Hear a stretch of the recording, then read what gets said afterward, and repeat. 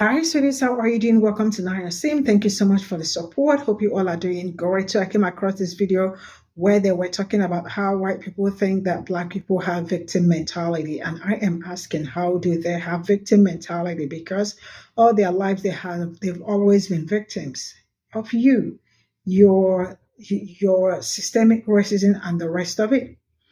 And they are able to tell us that they also experience racism. And if not until we are ready to acknowledge that, then we are ready to stop racism. Like we created race, or like they have experienced racism. And each time they talk about racism and victim mentality, and I ask them, what did you experience? Did your grandparents or anybody, did they ever live in a plantation? Did they? Did they experience segregation and the rest of it? Of course, they did not. But you all are ready to wake up to gaslight us. Do you, as a white man, as a white woman, are you ever scared of being pulled over and you are thinking that you might not make it back home? Of course, you have not experienced that.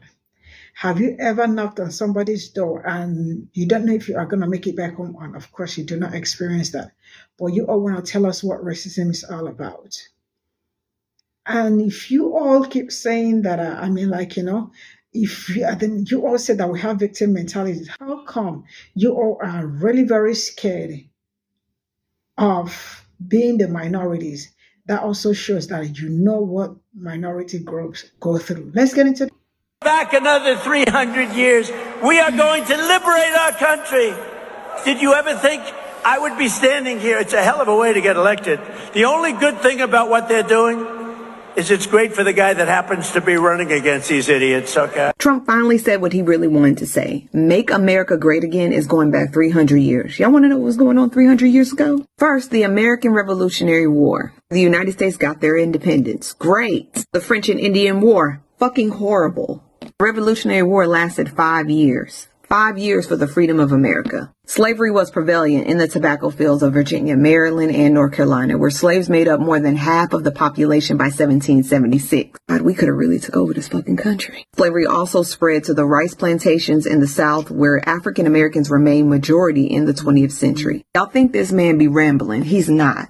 Make America Great Again had nothing to do with Black people. It never has anything to do with Black people, immigrants, people of color. It has all to do with white people. When Trump speaks, he never talks about anybody taking white jobs. He speaks about people taking Black jobs and migrant jobs because he thinks our jobs are low level. When I stress the level of emergency when it comes to voting, this is what I mean. This man does not mean any good by people of color and Black people in America. He's only looking out for white folks and the elite. I do not think Kamala is like the best thing since sliced bread. I don't think any president does, because you have to do a lot of sacrificing of your morals sometimes to get in that office. But do I think she's the safe choice? Yes. Do I think she has policies that could help us? Yes. Do I think she wants to take our country into a war? No. But I think this man does. And I think if we actually give him the chance to, he will drag us back into a place where our ancestors had no power. No, nothing. Donald Trump is dangerous. The end. Telling Black and brown people, okay, to stop making everything about race is absolutely unhinged, and I just can't even imagine it. You know why? Because white people, right? Europeans, not even European Americans, they were illegal European settlers. They are the ones, right? With some previous help from attitudes from the Greeks and other certain philosophers who decided that race was a thing to begin with. And even though it's not true, it's not a reality, it's not biologically based in any way, shape, or form, okay? Race doesn't exist. But they decided to make it something with value, right? So that they could justify the oppression and marginalization and abuse of non-white people, because religion didn't work anymore since people were converting to their religion. They had to find some other way to justify it. So they decided to create race to tell others, right, that their race was superior and that there were other races that were inferior, right? African, Black being the spectrum, okay? Now, Black folk know right? We know that this has always been about race. We know since the day we open our eyes that it is about race. Why? Because we see y'all's race everywhere and we never see ours. Okay, it wasn't until very recent years that we saw our races represented in positive light. Okay, and that's few and far between. It's still not anywhere near the way we see white people represented and spoken about and written about. Okay, now when it comes to things like movies and media, we are now seeing an influx of representation coming to the forefront. Again, it's not nearly where it needs to be in regards to even and equitable representation for all, but it's getting there. It's a start. So that being said, we are having a lot of creators, European American creators, and not even just European American. There are UK creators, other creators who are white. Okay, we are seeing them come out and catch attitudes about why they're having to see non-white characters playing fictional characters. Okay, they're upset seeing black people playing characters that aren't real, that are made up. Okay, now it's funny to me, especially this whole Viking thing with How to Train Your Dragon, that they are upset that Ingrid is going to be played by a black woman. And not just a black woman, but a black woman with braids. And why I think this is funny?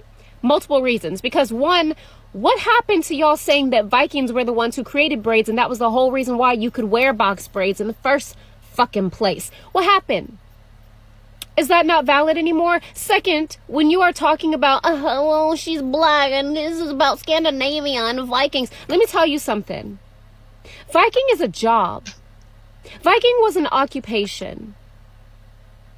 There were black people in every area of this world. They were not just identified as black yet, but yes, there were people of African descent, deeply melanated people to lightly melanated people. Everywhere, baby. We are global. We always have been. So for you to be so ignorant to think that no people with melanin existed in the time and areas of the Vikings is wildly ignorant. And you're hypocritical. Okay, because at the end of the day, it is about race. You are making it about race. Because if it wasn't, you would not be opening your mouth. Okay? And you know it's about race because you are now uncomfortable that you're not seeing your race. Because it's always been about your race being represented, being shown, put in the forefront, being centered, being shoved down our throats. We are the ones who have been telling you, hey, we exist too. Hey, we're here too. We deserve to see our reflection too. And y'all are angry about that. What does that say about you? Yeah, exactly. So don't ever fix your mouth to say that it's not all about race. Baby, y'all make it about race every day. Nobody wants to be victims. Black folk who speak about injustices, inequality, do not want to be victims. We don't, I promise. But we do continue to be labeled with a victim mentality. Most of the people who use the term victim mentality are weaponizing it without actually knowing what the term means. Somebody with a victim mentality is someone who has made up or sees an unreal, unexisting threat to themselves or their livelihoods. We ain't making nothing up. What we say is victimizing us, oppressing us, marginalizing us is real. Y'all just don't see it because it don't affect you. At least not ways that you see negatively. Anybody that weaponizes the term victim mentality against people who speak about racism are the people who think we should be grateful and satisfied to not be slaves no more. They never believed that we should have the same access to things that they do. They never believed it from jump. These people want us to keep claiming to be strong because then us being strong means, they can handle it and thus gives them no need to change. This is why black women have laid down the strong label. People thinking black people are strong is what aids in other groups rationalizing not coming to the aid or support of black women. We ain't doing that no more. Us being labeled strong has signaled to others that they can continue to pile abuse and trauma onto us because we are strong. We can take it. We have been victims. We have not had a victim mentality. We have been actual victims. Victims of generational narcissistic abuse, systemically, interpersonally, institutionally, systematically, in all the ways that it reveals itself. If we wanted to be victims, we would have kept our mouths shut. We would have stayed silent and just let it be and not call it out. The ones complaining about us being against our abuse, against us being marginalized, oppressed, exploited, the ones saying that we should not be complaining about that and we should be grateful or be silent and just, it is what it is, accept what you got and be happy. Those are the people with the victim mentality. The same people telling us stop making everything about race are the ones who are making it about race and playing the victim card at the same time. Because having been used to being the norm, being centered, being the only with value or importance, now seeing other people receive that same thing you've been getting for generations, feels like oppression, feels like it's unfair. That's white supremacy. And thinking that us speaking up against abuse, against oppression, against racism, is oppression towards you, is a victim mentality. Ooh. To look at a black person in 2024 and say that we're being racist for not trusting white people or being hesitant around white people, let's use some logic for a second. If Ruby Bridges, the first black girl to integrate into schools, has an Instagram page and is still alive today, those people that were calling her a monkey and bringing nooses to a little child going to school, where do you think they are now? Where do you think their siblings are now? Where do you think their children are now? Do you think that all of these racist people just poof, disappeared off the earth? Martin Luther King was killed 1 year before my mom was born. My grandma can still remember lynchings. The MOVE movement was bombed by the American government in Philadelphia in 1985. My mom was 16. Where do you think all of these racist ass people came from? Our previous presidential candidates were born before segregation. 20 years before him. Are y'all stupid? We live in a country where people that look like me are the reason that the country became a superpower, are the reason that America is as wealthy as it is now and became the standard in the world because of the profitability of chattel slavery that was happening in America. And then you also look at people like me who now live in this country, who are now the worst treated in this country. And then you also look at people like me and being like, why are you angry? Why aren't you just letting it go? Why aren't you more positive? Why aren't you more open to the people around you? Why the fuck would I trust anybody in this goddamn country? Give me a reason. You know what, better yet, I've given you so many reasons for me not to trust people in this country, for people that look like me not to trust people in this country. You give me a reason to trust people. And please don't let your reason be, oh my God, they're getting beaten and raped over there, but you're only getting beaten over here, so you should be happy. Shut up if that's your, oh my God, fuck you. Look at this picture right here. They saying the quiet part out loud. You see what the caption say? America Post Project 2025. This photo was posted by the official conservative organization on Twitter. You see right there, that little gold dot? That's how you know it's official. They are saying the quiet part out loud. They are literally talking about America being homogenous and white with a little white picket fence and a little white family, literally illustrating how they about to take away a whole bunch of rights. Because, hey, think about what's not represented right here. The LGBTQ rights, you know, minority rights, women's rights. Hey, they trying to push us right back into this little archaic photo right here. We're gaslit in terms of gender, race, sexuality, about Project 2025 being a hoax. And here they is right now, ushering it on out. Make no mistake, the social policies from Project 2025 is going to dismantle the rights of a lot of different communities in our country. That's why community change and community change actions is more focused than ever in making sure America is defined by freedom for everybody. Community organizing and collective action will sustain us in the years and months moving ahead. We got to come together to block an access of power that this current administration is trying to muster up. This picture exemplifies how they are actively trying to fight against a multiracial democracy. Will you stand with us in the months and years ahead? It's about community change, man. Education is elevation. Our donation will go directly towards building power and organizing community. So before I get up to get my coffee, y'all colonizing victimhood now. Y'all out here saying people trying to jump y'all.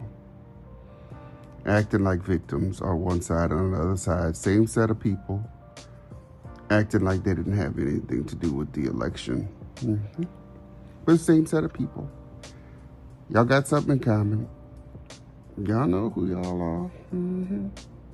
Just victims, always a victim.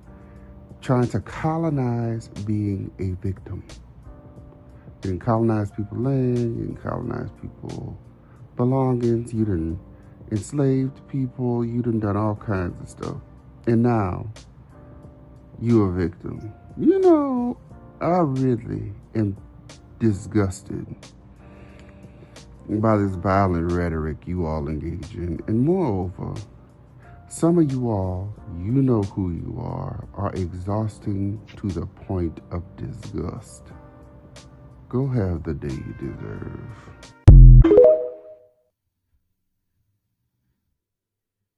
I need my people to understand one thing. No matter what we do, no matter how high it is the ground that we take, we will always be the villains in the story of white supremacy. And as long as our oppressors continue to believe that they are the heroes of that story, that alone will be enough justification for them to continue their egregious behavior. So be the villains that they want you to be. And when I say be the villains, I don't mean become your oppressor. As Deontay say, we aren't trying to be the ones holding the whip. But what we're not going to do is continue to take shit and be disrespected. Minimize your engagement with these individuals. Stop empathizing with these individuals. And stop wasting your time educating these individuals. There are plenty of people in our community that need education. Turn your attention to them. There are plenty of people in our community that need empathy and grace. Give it to them. Stop wasting your time trying to prove yourself to your oppressors. That is not our job. There is nothing that we can do. We done tried it all. Our ancestors then showed us. There is nothing that we can do to change the minds of these people. And if this election wasn't enough proof for you than that, I don't know what will be.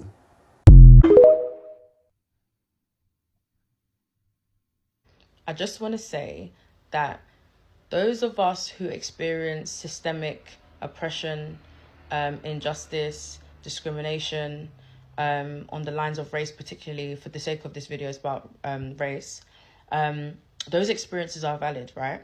And nobody can regulate your own experience or police your own experience for you. However, it's important to recognize that just because you experience discrimination, it doesn't mean you've experienced all types of discrimination associated with that terminology.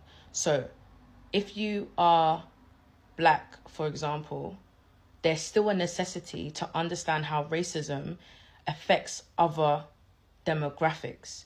Not because it has to match how it affects us, but it's recognizing just how expansive, just how dangerous, just how complex racism is. Does that make sense? And it's to safeguard us from also replicating oppression and compounding that amongst others. Because as we know, although there is systemic privilege, there are also other pockets of privilege that we might have in certain spaces and time. Okay, that we should not ignore just because we can fall back on the concept of racism. Again, this is not to downplay or try to say that we don't experience it. I'm using it as an example. Obviously, I'm Black, so I feel like it's better that I talk about that rather than talk about other people. But it's important because because when you go into the public sphere, right, and you start talking to other people, we can come across as quite ignorant, or there's a potential we can come across as quite ignorant if we reduce racism to anti-Blackness only. Now, there's a need to elevate the conversation about anti-Blackness because it's so systemic, it's so embedded in society that I understand the frustration because people just they're so okay with the normalization of anti-Blackness that people don't even know that the racial racism, which is to kind of suggest there's a racial hierarchy, is embedded in the concept that Black people are at the bottom. That is why anti-Blackness is so painful and so dangerous, and people want to bring it up, and yeah, it's important. However, again, it doesn't mean that we as people, any ethnic minority for that matter, are above learning and understanding how racism as an umbrella term manifests with other demographics.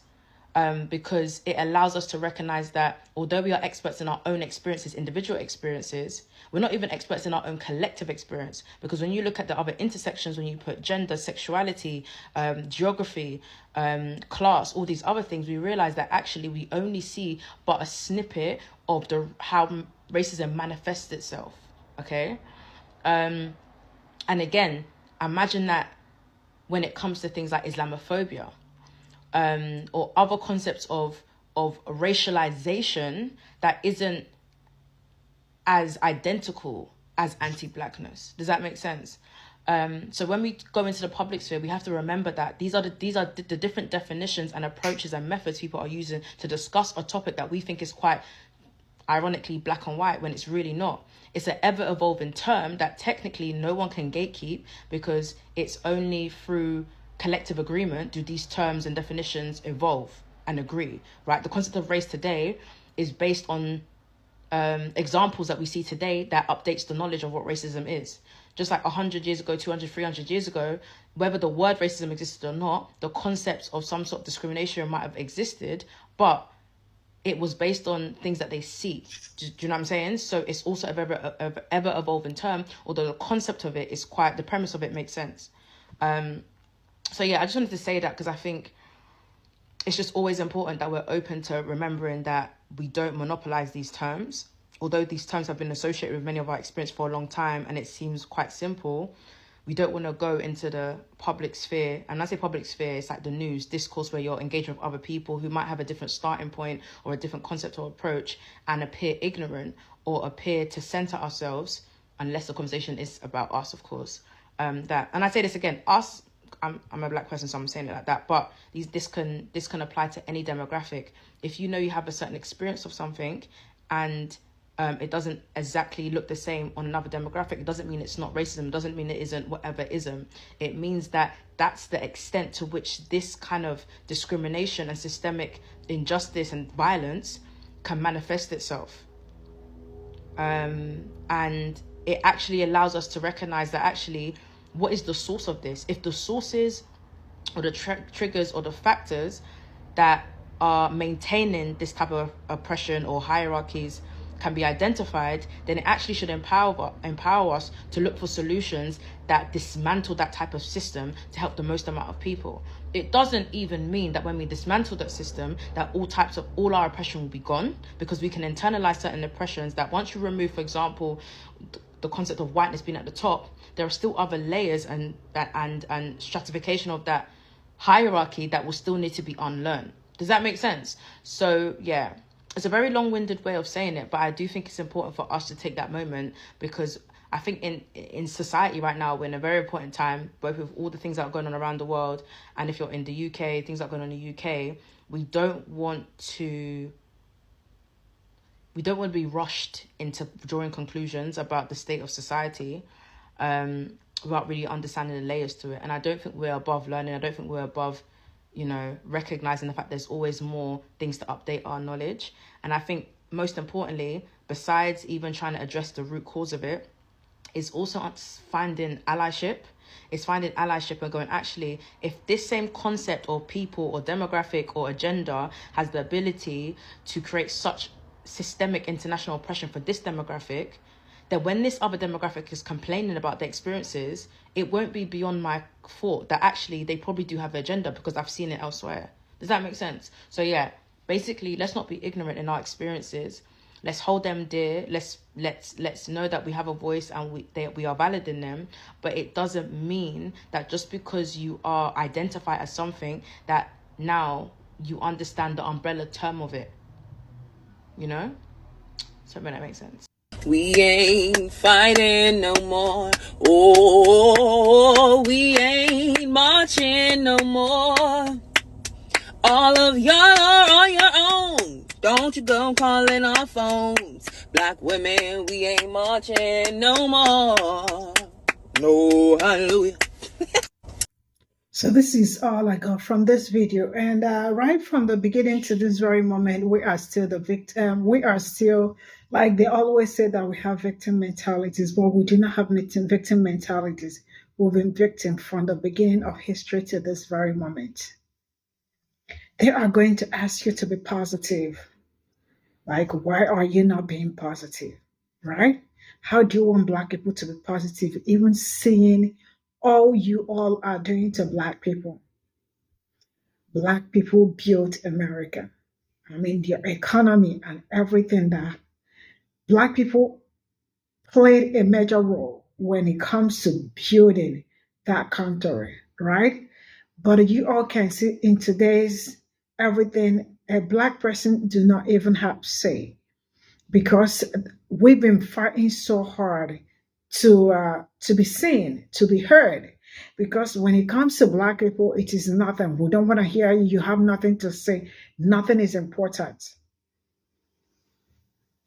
And then they ask you, why are you angry? People are going to provoke you and ask you, why are you angry? You got me angry, and I have every right to be mad. Black people can't do anything being Black.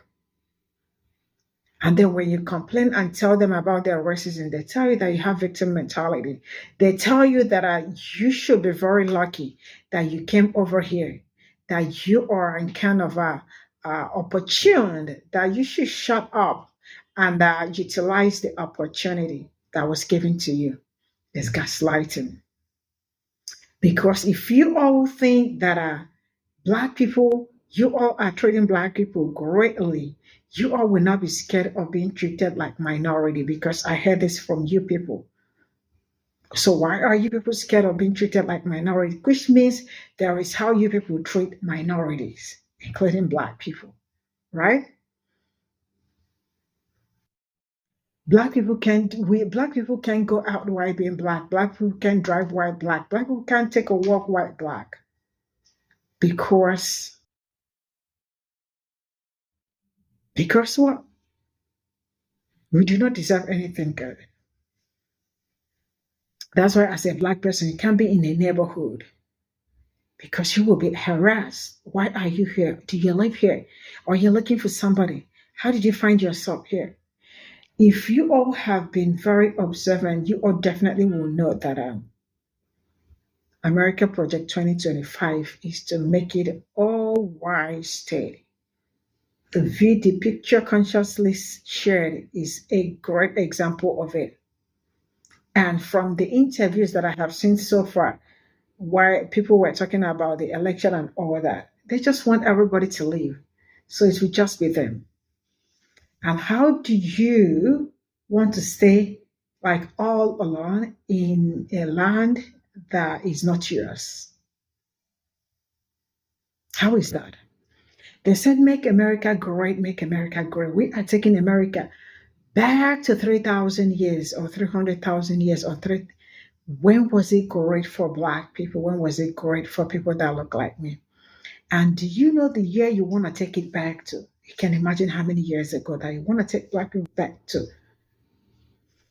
Sincerely speaking, when I see all these things unfolding, the best I can do is to blame minority groups. Those groups that woke up and said that they are going to disgrace themselves, because they did nothing but disgrace themselves. Yeah, you all disgraced yourselves.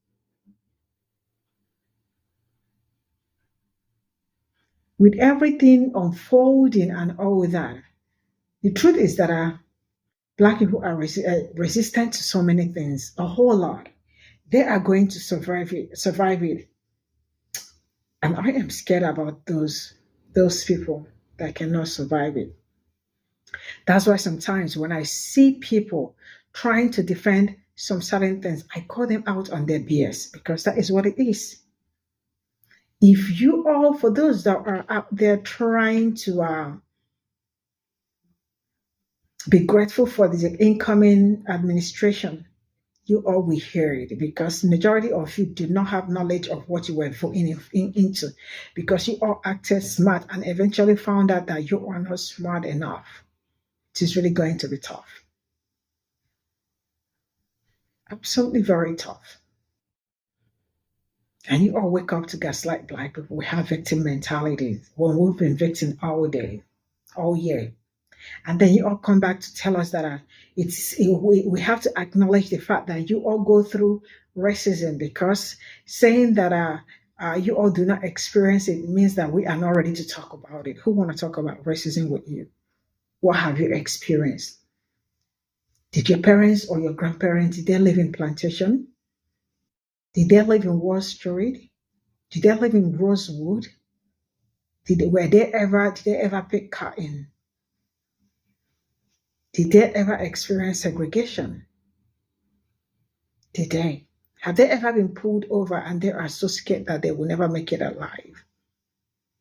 I'm sure you all have. Have you ever experienced that? You, as a young man or as a young white woman, have you experienced that, being pulled over and you are scared? Have you, as a white person, knocked on somebody's door? Probably you mistakenly went to another person's door thinking that it is where you are going to. Have you ever done that and something happens? Of course, you go to somebody's door, you knock, and they tell you, "Oh, sorry, it's not this place." You know, probably check the next door, and you go out to check it. Why? Because you are immune. Your privilege got you all covered.